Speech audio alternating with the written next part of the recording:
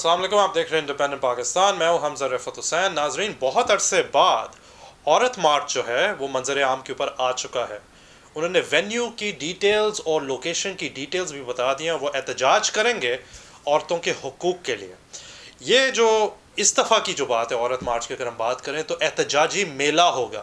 تو میلے کا مطلب فیسٹیوٹی ہوتی ہے، ظاہری بات ہے اس کے اندر لوگ ہنس کھیل رہے ہوتے ہیں، کھا پی رہے ہوتے ہیں، ساتھ گپ شپ لگا رہے ہوتے ہیں.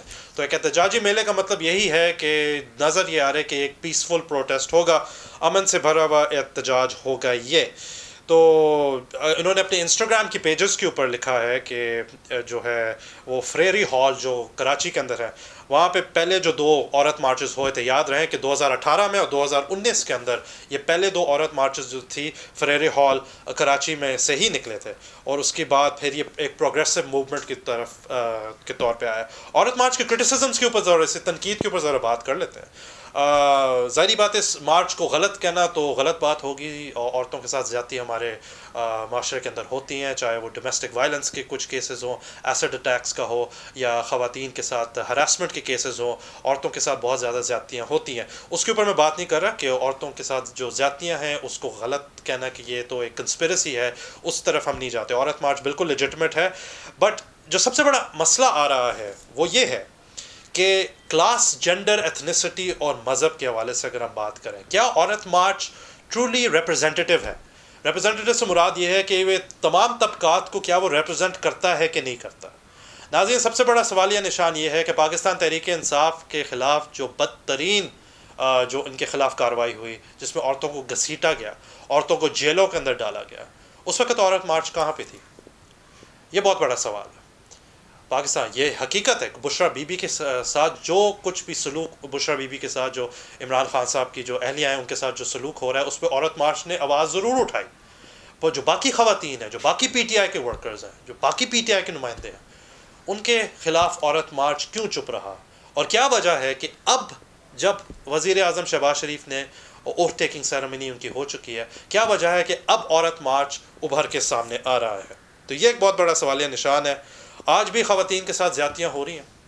عورت مارچ ایک پروگریسو موومنٹ تو ہے، وہ ظاہری بات ہے نشاندہی تو کرتی ہے کہ کیا کوئی پالیسی لے کے آئیں جس سے اس طرح کی جو واقعات ہیں خواتین کے ساتھ، اس میں کیا وہ جو جتنی بھی چیزیں ان کے ساتھ ہو رہی ہیں وہ درست ہو سکتی ہیں کہ نہیں ہو سکتی. یہ بہت بڑا ایک سوالیہ نشان عورت مارچ کے اوپر ہے.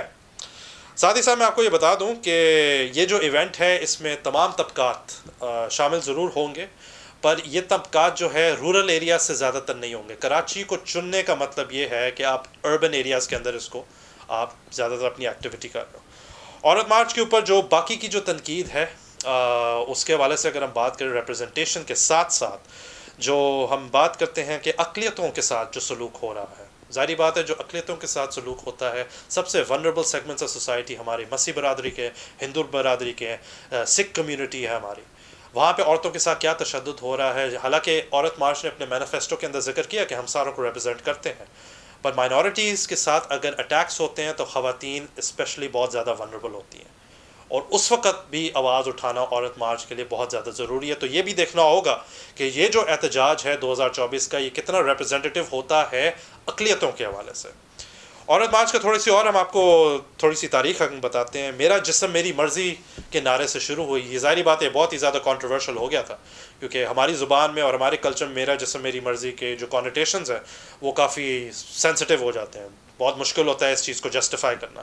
جو اس کی حمایت کرتے ہیں وہ یہ کہتے ہیں کہ عورت کا جسم ہے کہ اس جسم کی پامالی کوئی بھی نہیں کر سکتا، اس جسم کو ہاتھ کوئی نہیں لگا سکتا، and she is free to make her choices, وہ اپنی چوائسیز خود لے سکتی ہے اس حوالے سے.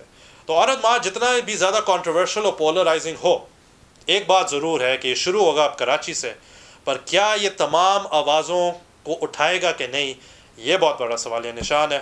اپنی رائے سے ضرور آگاہ کیجیے گا. دیکھتے رہیے انڈیپینڈنٹ پاکستان. میں ہوں حمزہ رفعت حسین.